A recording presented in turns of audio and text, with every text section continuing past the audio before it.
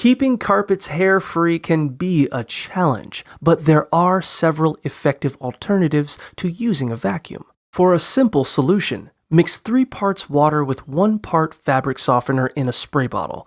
Lightly mist your carpet and allow it to dry for about 30 minutes to loosen hair for easier cleaning. Carpet sweepers, which cost around $60, can also be useful for noiseless cleaning by using a brush to gather hair.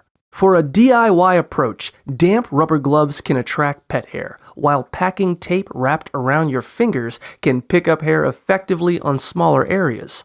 Other tools like window squeegees and rubber brooms can effectively gather hair into piles for disposal. Lint rollers and pet grooming brushes are great for those with furry companions, while a pumice stone or dryer sheet can help collect hair from various surfaces. Lastly, grooming gloves are a worthwhile investment for pet owners, allowing for easy hair removal from carpets and pets alike.